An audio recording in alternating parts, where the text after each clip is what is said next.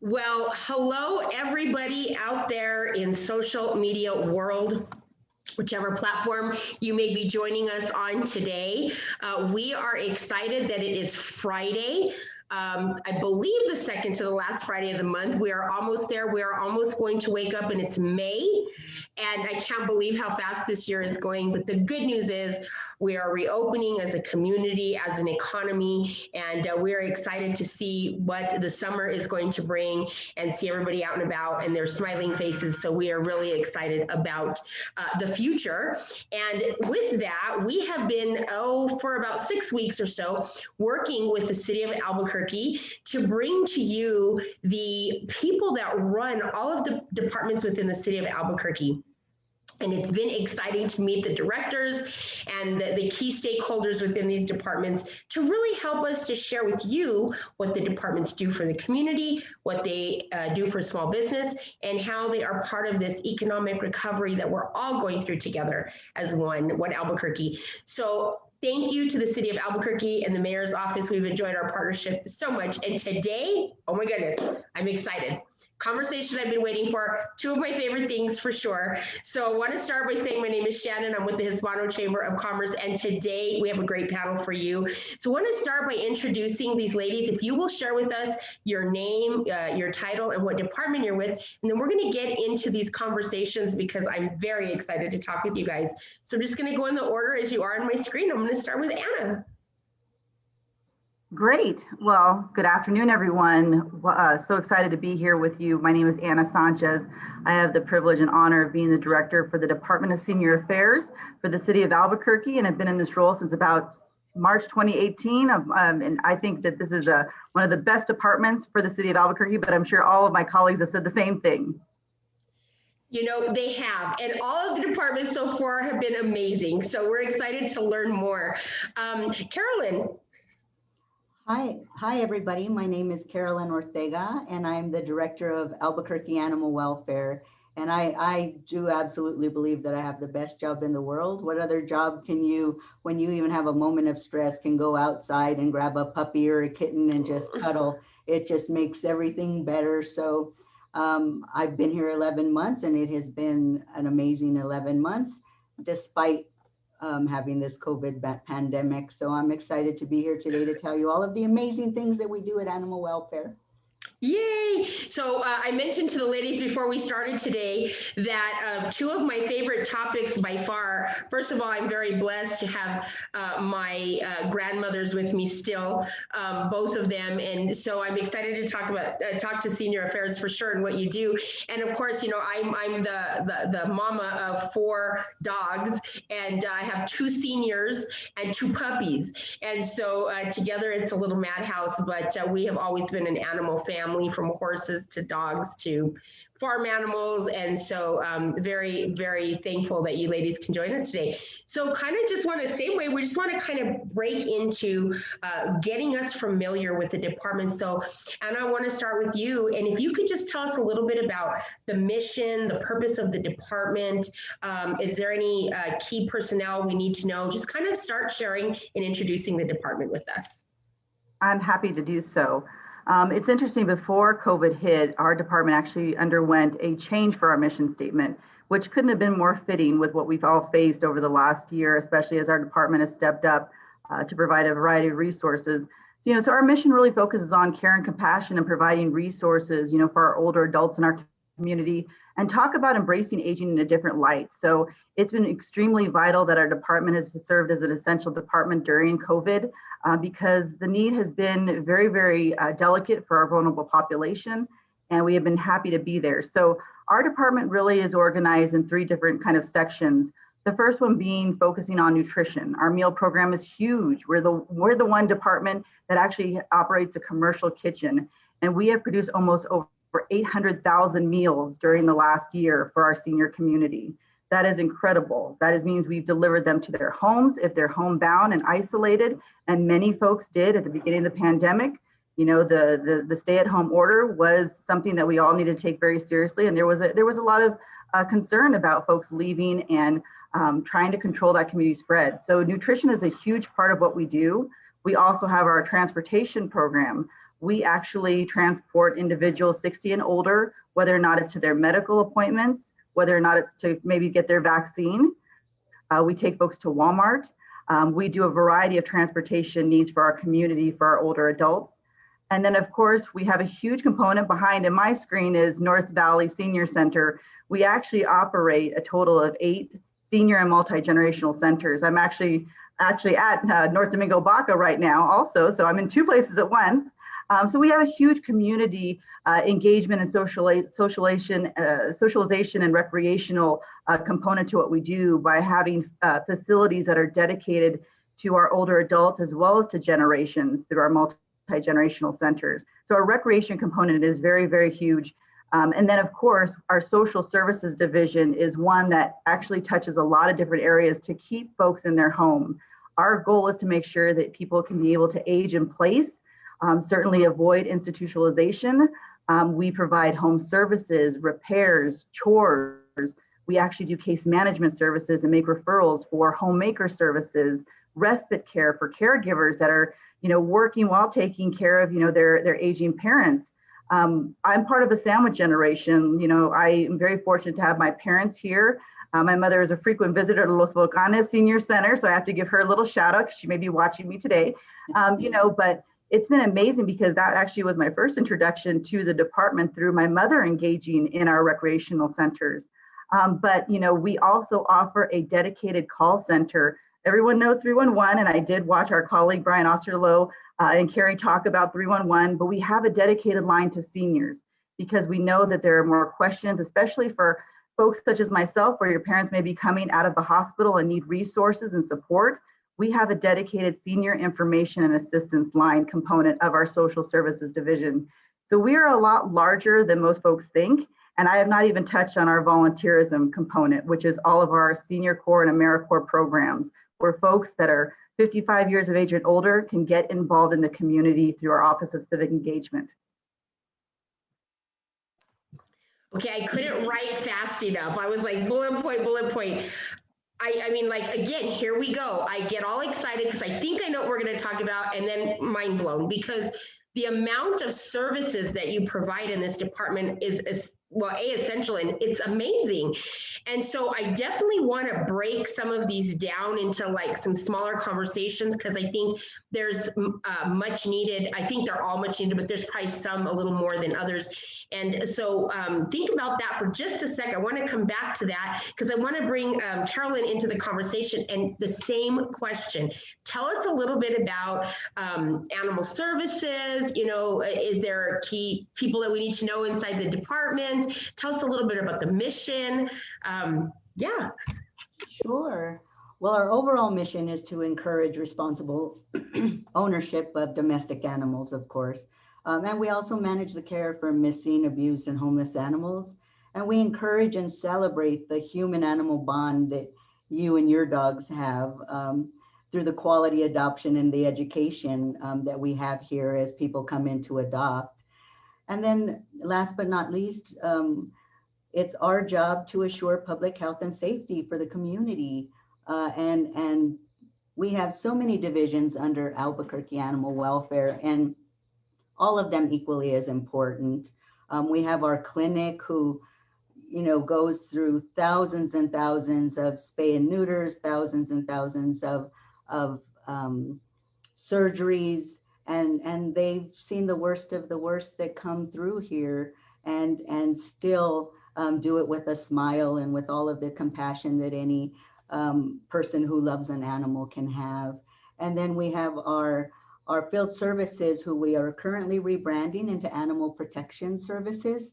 And they are the ones out in the community protecting the animals, making sure that they get to a safe place, making sure that we're reuniting our animals with their families, and also protecting the community from things like bites or aggressive animals as well.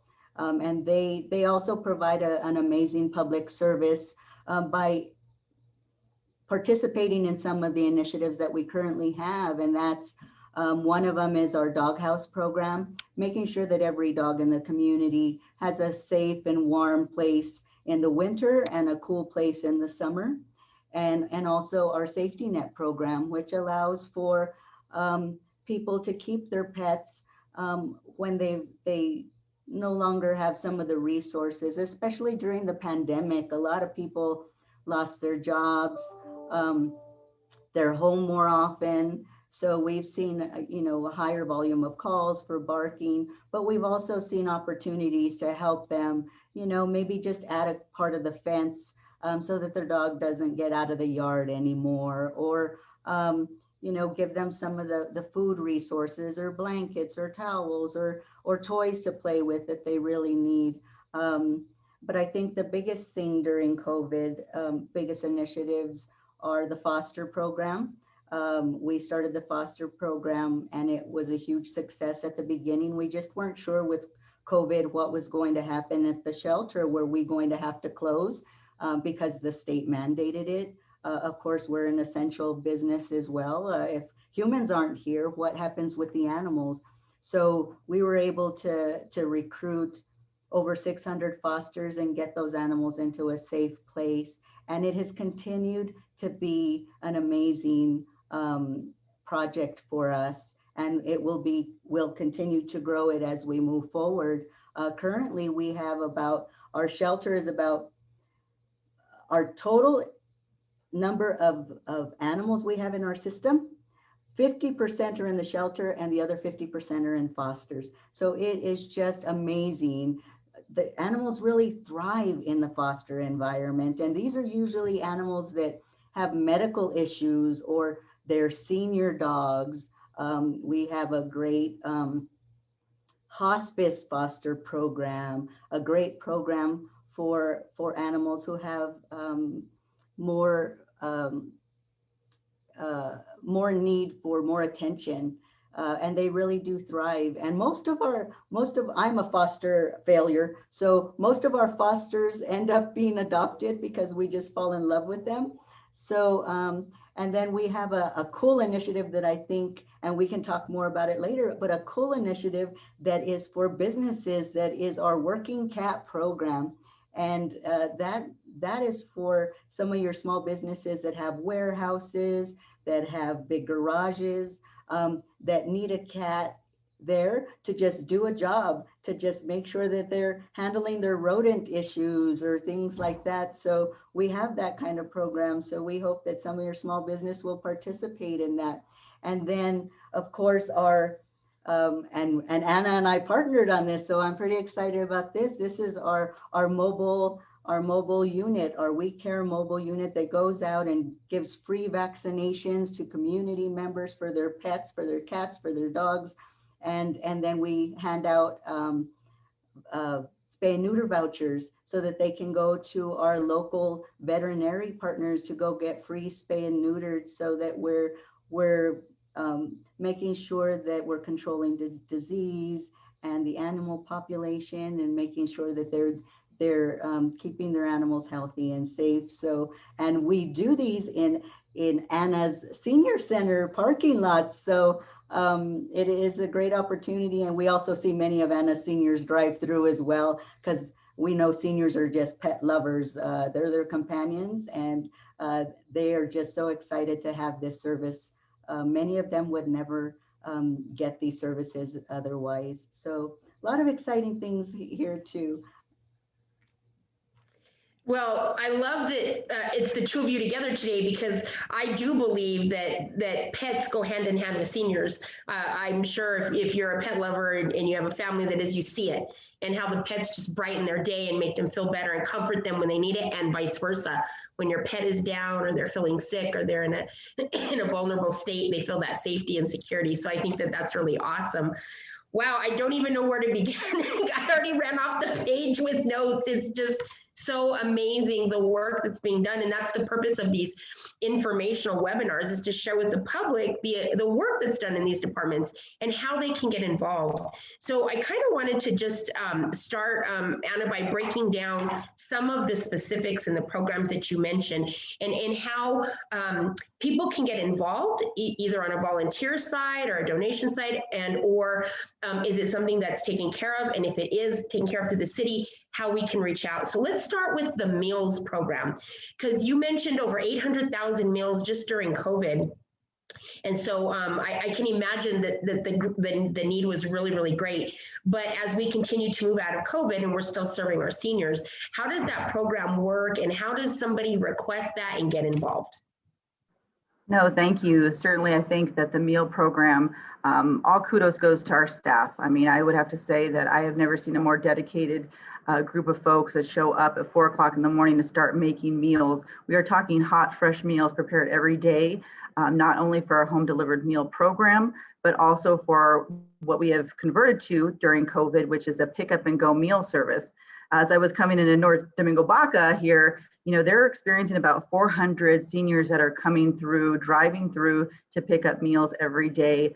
Certainly, we've made this pivot, and we've been able to do that working with our funder, the Area Agency on Aging, because we know that there was going to be a lot of concern for folks accessing meals. You know, as we look towards more normal times, you know, hopefully we'll be able to open our centers again and have congregate meal settings, which are free to those 60 years of age and older, which we would love to get back to as soon as we are allowed by the public health order. But this pivoted system has really helped, and we've just asked for folks to contact the center they're most interested in visiting to be able to get their reservation and that they're coming the next day for a meal. So I strongly encourage folks to contact our 764-6400 number, or to check out our website for our available pickup and go locations for those that are 60 years of age and older. For our home delivered meal program, we expanded this tremendously during COVID. We've started turning on some other resources available as folks, and the public health order has kind of lessened a little bit with our access to other resources and people feeling comfortable coming out of their homes.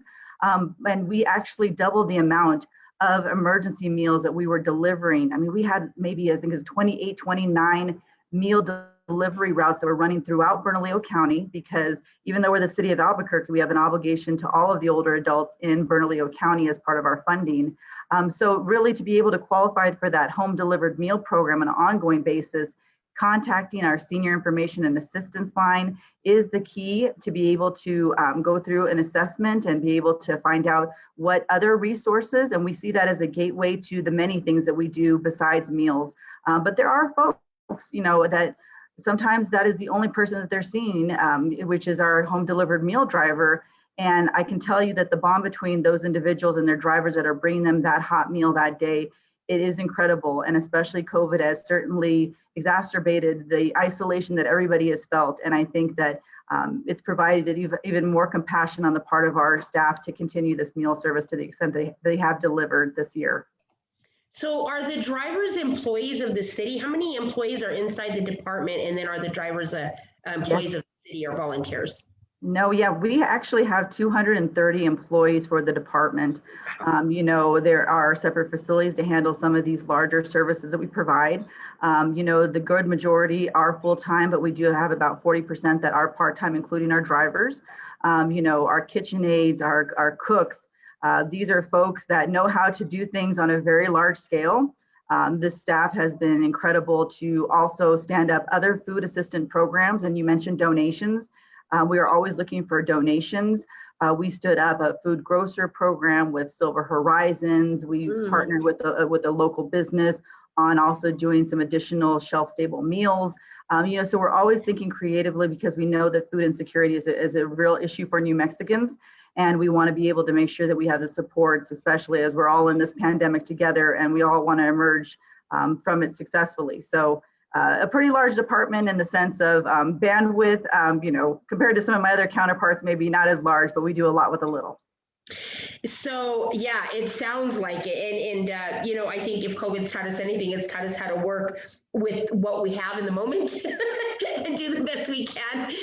You know, it may require a few extra duties, but I think most people are very excited and happy to help. So I think that's great. Now, you also talk about transportation. So interestingly enough, you know, seniors were heavily affected during COVID, especially those that do not drive and have access to get to healthcare or doctor's appointments, or like you said, even vaccinations.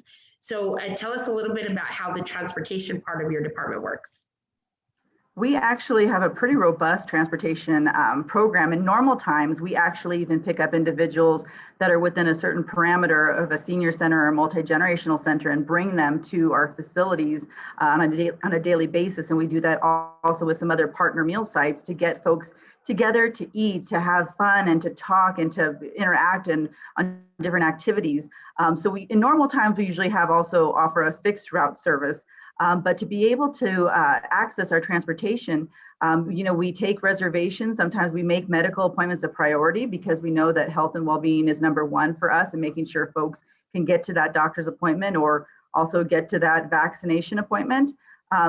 Contacting our 764-6400 number is the best way to get that reservation completed.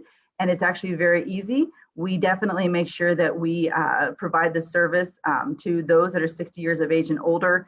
And I can tell you, it has been a shift because we have seen that folks were not as comfortable being transported, but we still needed to make sure that we have provided that critical safety net for individuals, especially to not neglect their health care during the time of COVID. So that was a very strong part for our transportation program. Yeah, and I can imagine, I mean, transportation, not being able to go places, and it's got to be difficult for seniors. So I think that's pretty amazing. North Valley Senior Center is right down the street from grandma's house, my house, mom and dad's house. We grew up right there next to that area. And so I personally have dropped my grandmother off at the senior center a time or two for some fun, a little dancing at times, having maybe some meals. And so a huge thank you for everything that you do and for all those seniors out there that really need that interaction. So we cannot wait for those senior centers to open. Carolyn, I want to jump back to you, because also within animal welfare, there is so many services, and some of them are quite important.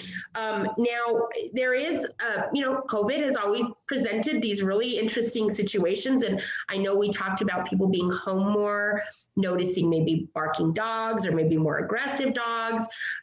So let's talk a little bit about what do we do if there's, what is the proper way to do that? If somebody has a situation with a really nuisance dog neighbor with a nuisance dog, or there's an aggressive dog in the neighborhood, how does that work? Who do we call? And then who actually comes out to deal with those situations? Because that's a scary situation. So there are two ways. 311, of course, are the all-knowing, they can answer any question that you ever have. They're amazing. They know everything. They know everything about everything. So they're one way, but the other way is to go into the City of Albuquerque website, and you would file a report. And once the report is filed with all of the information, be as clear as you possibly can. And then that is sent over to our own 311 dispatch that will dispatch an officer. So we have the most amazing animal protection officers that will go to the home. They'll talk to you as the person that has a concern. They'll speak to the owner. And then they'll try to come up with a resolution. Our first approach is always to try to make things better before we issue citations. But at the end of the day, our animal protection are there to protect both the animals and the humans. And to enforce the HART ordinance and the rules and regulations that are surrounded to protect animals. So they will go out and they'll file a report, and just depending on the severity of the report, then the next steps are much like police officers. A case is created or those kind of things. But like I said, our approach is to make sure that everybody is protected, animals and humans alike. Yeah, I can see how important that is. I myself have noticed more barking dogs, but I think a lot of it has to do with the fact that we're home, so you hear those things you didn't normally hear during the day. So I can understand that. But if you're an animal lover, you kind of overlook it and think, if it gets to be a nuisance, talk to your neighbor. I think there's ways that you could probably solve problems with each other rather than bringing everybody into it. And maybe the dog isn't even aggressive. Maybe they're just hungry or cold or hot or need shade. And so speaking of all of that, we also you also mentioned a program, your doghouse program. Now, I've never heard of that before. That's really cool. And again, does this come from donations? How does this happen that you're able to support animals in this way? Because that's it's a little bit of an expense. I know I got dogs to be able to house them. It is both. It is both. We get donations. We're one of the fortunate departments that actually has our own 501c3 Kennel Compadres that supports the animal welfare department. And that we are very, like I said, we're very fortunate to have that. But we also are very fortunate to have very passionate community members who advocate for animal welfare and go to the council to get us funding for some of these initiatives. And this year was one of those years that we were able to get $60,000 to use for the doghouse program and the safety net program. And so right now it's in its early phases. So we're still working out some kinks, but we'll have about 180 dog houses out this year. And usually we reach out to people that we know have been existing calls that we can go out and say, hey, we have this doghouse, do you need it? Or also if they do need it, they can always call 311 and get in contact with one of our animal protection officers or our staff here at Animal Welfare to get those dog houses delivered. And they're all sizes, and they're great dog houses because we also have to comply with the heart ordinance for the way those are made. And right now we actually partner with a local. We love to shop local, so we're getting our dog houses local, and they've been a great help in making sure that they're built the way that we need them built. Wow. So on top of that, supporting local business, that is huge. That is very, very important. We say that to businesses all the time. You don't really realize until you take the time to realize what the city buys, what the government buys, which is pretty much everything. Obviously food, we talked about that earlier, transportation, they need vehicles, and dog houses, like who would ever think? But it's important that you register your business with the city because you never know when they're going to need items and they want to go through that list or put a bid out on RFP to see if you can compete in pricing, or maybe you're a sole source. And how do you do that? By registering so that you get the opportunity to know that those are out there for your business. So that's fantastic. I love that we're doing that. And I advocate over and over and over, if you cannot afford a dog house, if you can't afford the food, think twice about maybe is this the right time in your life to get a pet, or reach out to the city for some help on that, or ask those questions, because just in case, we want to make sure the dogs are safe and happy, and an important part of what we do, but a happy part of what we do. So I think that that's important as well. So coming back to Anna, I know that we talked a little bit about age and place. And so I know that, COVID, we keep going back there, but it's really just been I think something that's opened our eyes to some of the situations that, because we're busy at work and moving, we're not always paying attention to what's going around us. But I know with aging grandparents that we face that concern. And so I'm really curious, how does that work with you guys, and what is that program about? Because I would think that if I was in that situation, I would want to be at home. No, I appreciate that, because, the concept of aging in place is still somewhat a fairly new term. I mean, we're talking about that most of us want to be able to grow older in our own home, with our own abilities, and, whether or not is the senior that I went to their home, I think about a month ago, and they had 2 cats there. Those were her companions, So when we're talking about being able to give them preventative and safety measures, we know falls is a huge challenge for individuals as you start to grow older. So how do we have services and programs that can support keeping folks safely in their home? So I'll just expand a little bit on our home services program, and then also talk a little bit about the companionship support about staying at home.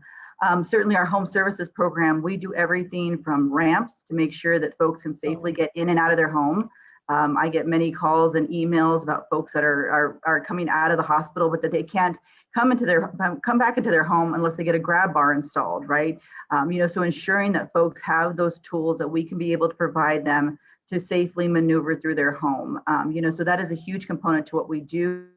Retrofitting, we do purchase things local as well, whether or not it's the lumber for the ramps to the fittings that we need for certain fixtures and things that we update.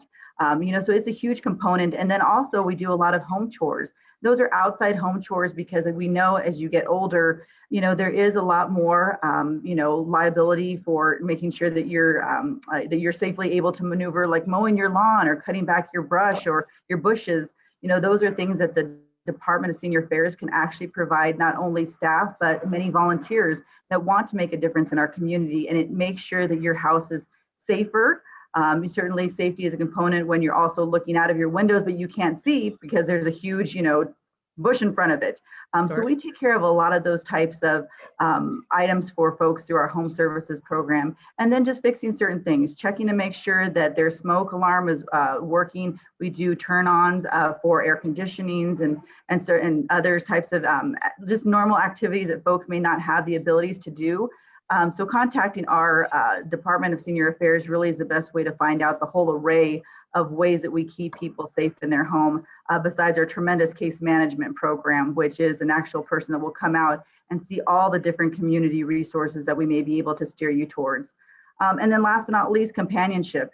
We have a wonderful senior companion program that we're always looking for more folks that want to volunteer to spend time with those that may be needing, whether or not it's an outing to go to the grocery store, or maybe it's to the library, or just somebody to talk to. That is a huge component of what we want to do. We want to grow our senior companion program because we know there are always folks waiting for those kinds of interactions. And I can tell you that in speaking to our volunteers that do this work, it is the most important thing that folks have to look forward to because they may have lost everyone in their lives and they are so excited to have somebody to spend time with them and to care for them. And I think that that is a huge component of what we can be able to do for our community members.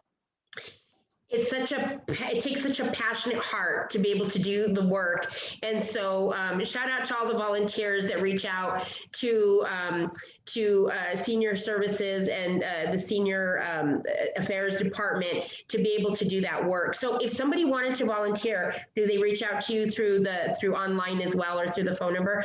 Well, then I encourage everybody out there that has a few hours in their day to do that. Please do so. If you're somebody who likes to chit chat or share stories, this would be a great way to do it. And I know that my grandmother has had people come and sit and spend the time with her. And it's just neat to speak with somebody, even sometimes outside of your family. It's like getting to know each other and starting fresh. And so it's always really, really nice. You also mentioned that you guys do some minor home repairs and different things like that. So let's talk about that for a minute. And then who are the ones that do the repairs? It's actually our staff. We do have folks that are dedicated completely to our home services program.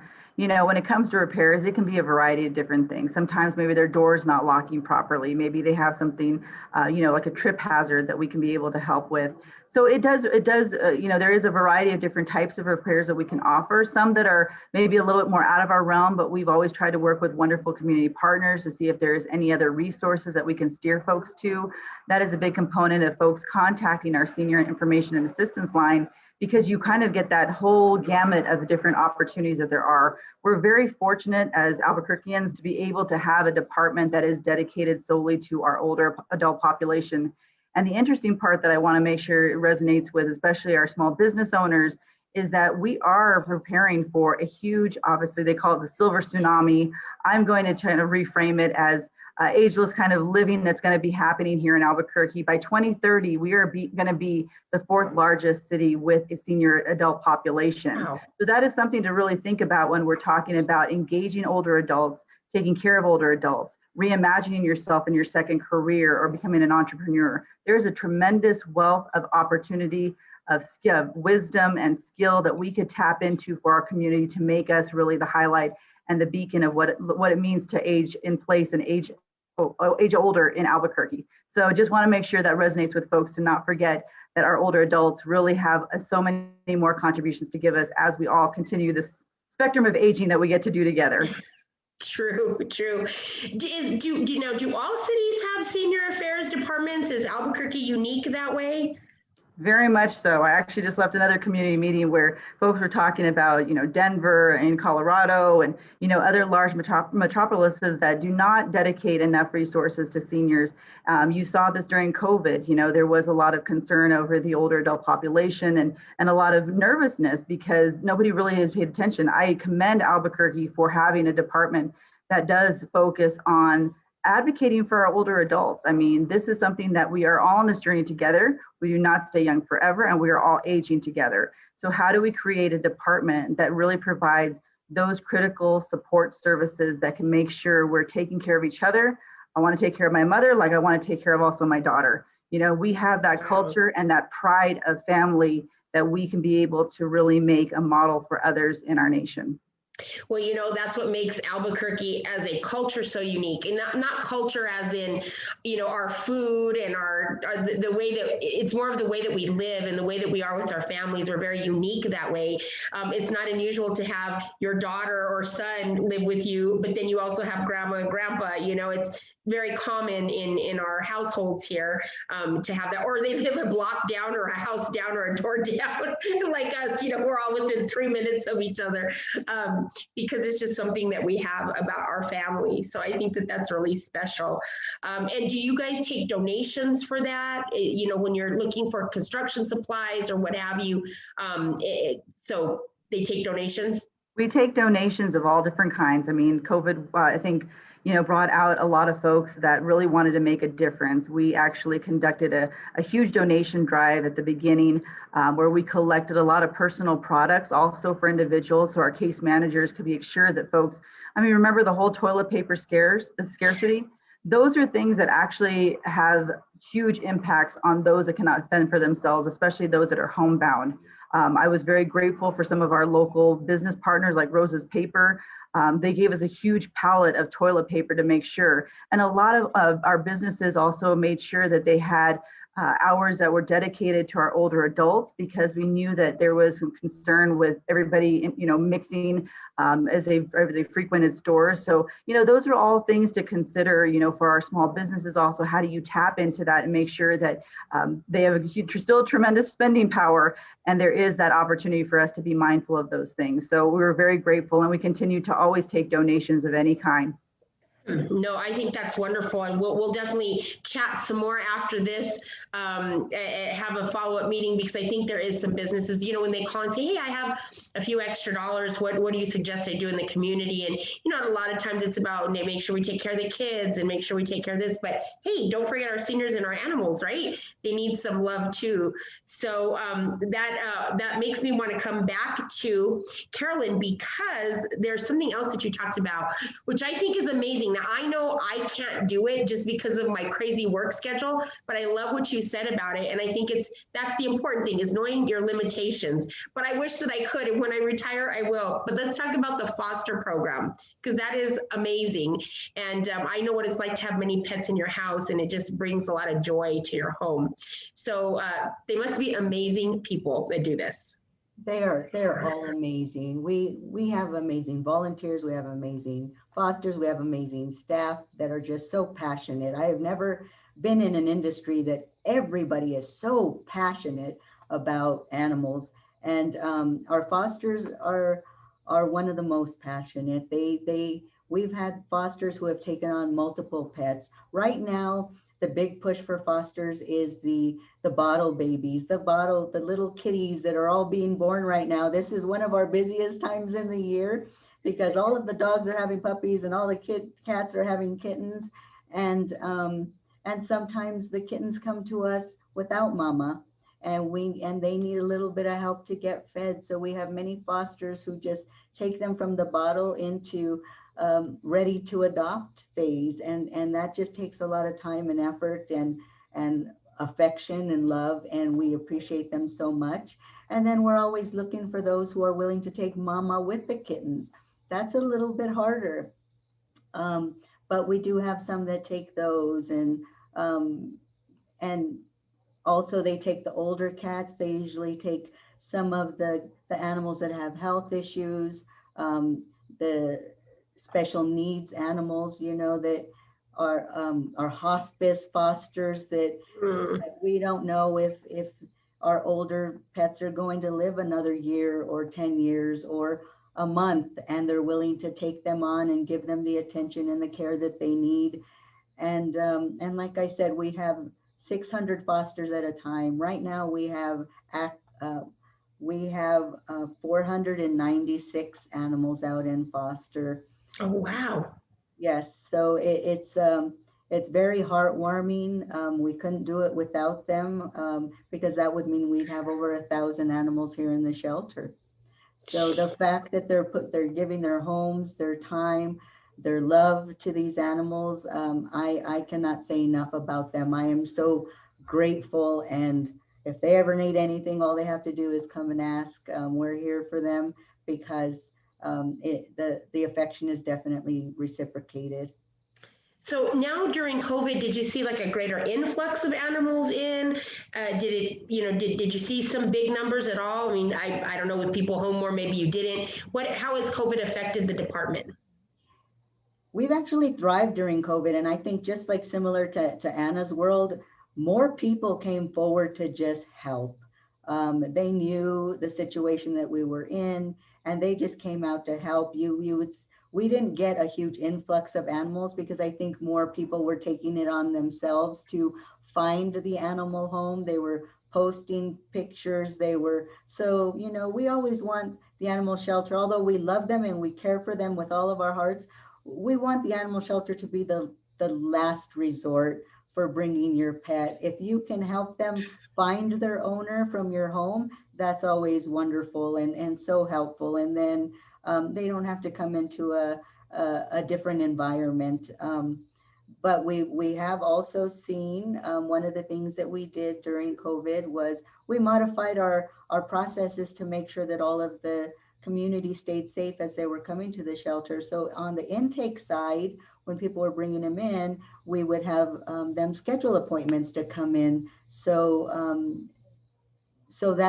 that helped to slow down kind of a huge influx of animals coming in, but it also gave them a certain time to come in so that they could stay safe and we didn't have an overabundance of people in the waiting area. And then on the adoption side, we created a virtual line so that they could use a QR code, get scanned in, get their place in line, go wait in their cars, go grab breakfast until it was their turn in line, and then come in and actually work one-on-one with our counselors to make sure that it was the right fit for them. So they could talk about a particular dog and say, does this dog work well with animals? Or maybe this is a one and only that just wants all of the attention, or they sometimes they like men, sometimes they don't, so just making sure that it was the right fit, not only for the human, but for the animal, that it was a right fit. We would schedule meet and greets if they had other animals in the house or they had kids in the house, meet and greets. So we really were able to thrive. And I think it was just a combination of many, many things. It was the community coming forward. It was the foster program. It was the modification of the operations. And then just kind of being Johnny on the spot as we moved from one phase to another. It was like every 2 weeks we were modifying. Okay, let's expand a little bit more. Let's expand a little bit more. We still are, Carolyn. We still are. Still best practices as of today. We're still modifying. So I have to tell you, my senior puppies are both adoptees, if you will. So I'm very familiar with the system, and I believe in that 100%. My new puppies were Christmas gifts, so those are a little different. But I know that the title is animal welfare. So let's talk about what other animals outside of puppies, kitties, dogs, and cats that includes. What are some of the crazy things that have come your way? Oh gosh. Well, I would say that I told you I was a foster failure. So I have adopted pigs, goat, a lamb, chickens, rabbits. Oh my God. From the West Side Animal Shelter. And so I have cats and dogs as well. But today we have turtles. We get plenty of birds. We've had snakes and ferrets and mice. we've had guinea pigs. So pretty much you name it, we get it. You know, we don't get a lot of horses and cows, that those usually go to the county, but like I said, I've adopted goats, lambs, and pigs and chickens from the animal shelter. So So you have a farm. You have a farm, is I what you're have a saying. farm, and I live in Los Lunas, so let's be clear, because it's not allowable In the city. to have that many animals. So No, I love that. Because I know that there's other animals that, you know, that get adopted or get dropped off. And so I want to make sure that for those of you that maybe are not particular to cats or dogs, that there is opportunity for other animals for adoption. So just to be clear and understand, you can actually go online now. Can you see animals prior to coming? Like, how could you do that before you wait in line, or do we still, you know, register online and then take a number? Like, how do we see the inventory, if you will? you can get on the cabq.gov/pets, and you can look at either, if you've lost a pet, that would be the best place to find them, and make sure, you know, sometimes they go to the city and sometimes they go to county. So always look at both locations. And then if you're wanting to adopt a pet, we actually have a little questionnaire that you can answer. So do you want a small pet, a big pet? You want a pet that's under a year old? Do you want a pet that's over a year old? Do you want a male? Do you want a female? If there's a type of dog that you're looking for, you can put that in there as well. And then it'll show you the pictures of what we have in that criteria. Or you can just view all and just fall in love with whatever you see. But there's definitely a way to figure out exactly what you want. And there's someone for everyone here. So. Yes. Oh, I believe that. I want to look just to be nosy, because you never know what you might find in that perfect pet that you can't live without. So ladies, like I said, when we started this, we're going to look down in an hour, we'll have passed by and we're going to be like, what happened? We're still talking. So as we start to wind down, want to ask you guys just to tell us, you know, in wrap up, what we think that the public and way that small businesses can engage with your department. But before we do, I want to just give a shout out to Wayne Zamora, editor-in-chief of Latin Connection magazine, who's been watching us and says, I'm truly enjoying this conversation. So I want to say thank you for tuning in and making the comment. That was the goal of these webinars that we set up with the city. And thank you to Stacy Drangmeister, who I know is behind the scenes. That was the one who was really helping do this. And of course, our marketing team here, Angelique, we appreciate you for doing this, because this is exactly the point, is to share with you maybe something you didn't know about the department, a way for you to engage and become more familiar with your community and what is happening around it. So thank you so much, Wayne, for your comments. So Anna, as we close, I'd love for you to talk a little bit about what is it that you want to leave us with? What are the important things? And of course, the ways that we can connect with you, and we will make sure that those get put into the post. Well, thank you. I mean, first of all, I appreciate you having us. This is fantastic that the Hispano Chamber has taken this upon themselves. And I think it really is important for at least me to do my due diligence, to be able to let folks know that the Department of Senior Affairs is much more vast than folks realize, and there's tons of ways to engage. Just because we have so many different types of services and programs, we're always needing, whether or not it's supplies, but we also still need our local artists and performers that come and do our dances. We have sound machines that we set up. We hold special events. There's just so many different ways to become engaged in our department. And I would definitely encourage and hope that we can be able to continue to work with our small businesses and local community, because it's going to take all of us to work together to be able to come out stronger from this pandemic. I continue to learn of shifting ways and resources and support during this time, as we all have, but we want folks to know that we are here to be able to care for you and your families. And the family unit is very important to all of us, and we want to make sure that our department is there for you, and we will continue to be resilient in this together. Wow. Anna, what is the best way to reach out to you outside of 311? What is the best way to reach out to your department? And we'll go ahead and put those into the comments. Oh, we would love it. Especially, I have not mentioned our website, because our recreational and sports and fitness staff have developed a whole array of programming. So www.cabq state.gov/seniors. You'll find out all about us, but we've been putting on programming since day one. I've done some of the gentle exercise and I've literally been huffing puffing myself, but there's a variety of resources that we have set up online, but also our dedicated senior information and assistance line at 764-6400 will really be the gateway to all that we can be able to offer. And if we can't find a solution, we will continue to search our community and partner with others to be able to bring opportunities and support for our older adults. You know, well, thank you so much for all that, but that just reminds me so much. I was looking for something the other day on Facebook, and I came across something that was bright, and of course my eyes went to it and I had to stop, and it was saying something along the lines of, you know, healthcare is not a doctor's appointment. Healthcare is dancing and singing and exercising and eating healthy and doing everything. That's healthcare. And it's, you know, that's something that we should think about. So having those activities for seniors, and if you can join in a little bit and get some of that exercise yourself, why not? Really makes a difference, and it really helps the mental stability as well, to be able to interact with others and have that time and that light exercise, if you will, to be able to do so. So thank you so much for that. Carolyn, same question. What can you leave us with the department? What do we need to know as the public, and how do we engage with you? Oh, I think the biggest thing that we want the public to know is that we are here 100% for the animals, and our whole goal is to find them a forever home. So whatever, you know, the resources that we need are always so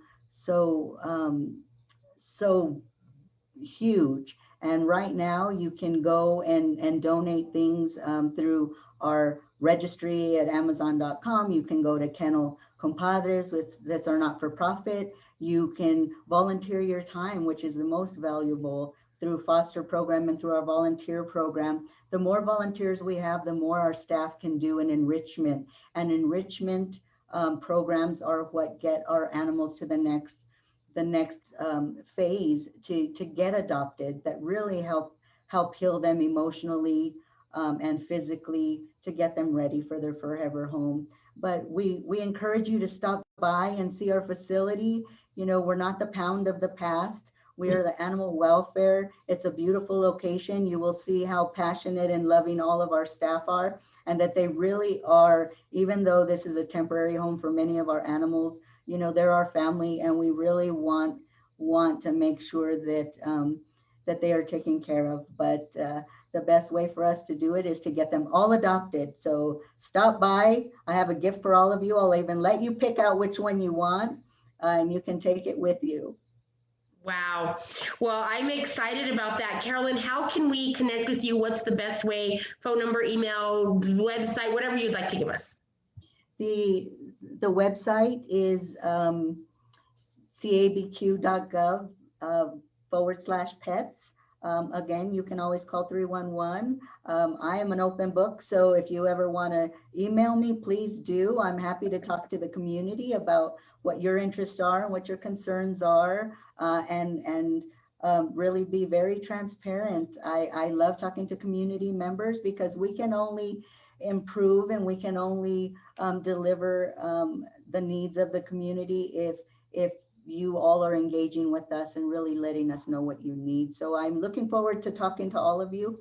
And this has been so wonderful. Sharing the screen with Anna, she's one of my favorite people. And of course you, Shannon, I've known you since you started with the Hispanic Chamber of Commerce, and now you're one of the jefas, and it's so awesome to see you. And I'm so proud of you, and thank you. Oh, thank you so much. It's been so fun. Well, you know, I wish that we had another hour, because I'd love to get into the pets. I'd love to get into your favorite seniors. I know that there's stories out there that we haven't even begun to touch and dig up. But I feel like we should do this once a year, ladies, no matter what, just to update the community and maybe meet some of those really fantastic people that receive the support or that continue to support your departments, because it's so important. Well, I just want to say, Shannon, once a month, not once a year. We can do that over coffee or happy hour. But I have a lot of ideas after talking with you guys, how we can engage and how our membership might be able to engage. So we're going to continue these conversations, because it's just really part of who we are. When we have a really great community platform, we all thrive. And we need that right now as we start to recover, whether it's economically or as a community whole. I think that these are important topics. So I just want to say a huge thank you to Anna and Carolyn for joining us today. We've had a blast. I wish we had more time. We do not, but we will continue meeting the departments within the city next week. We'll have a whole other group for you next Monday, Wednesday, and Friday. We've enjoyed this time so much. Thank you to these ladies. It's been truly my favorite. I know I said I really liked a couple others, but this has been truly my favorite. So everybody has to top this now. If you're watching and you're on next week, you have to top this. So thank you again to Animal Welfare. We really, really appreciate what Carolyn's doing within Animal Services. And then of course our Senior Affairs. Anna, we really, really appreciate your work. It is, again, truly the work of people with passionate hearts, what you ladies do, what your employees do, what your staff does to work with seniors and pets. It is truly a labor of love, and we are so appreciative of your leadership. Thank you both so much. Now, everybody go out and have a great weekend. Go dance with a senior, go adopt a pet, do something to support, and we hope to see you guys next week, next Monday for a whole new group. Everybody have a great weekend. It's going to be a beautiful weekend. Get out and exercise. We'll see you guys later. Thank you.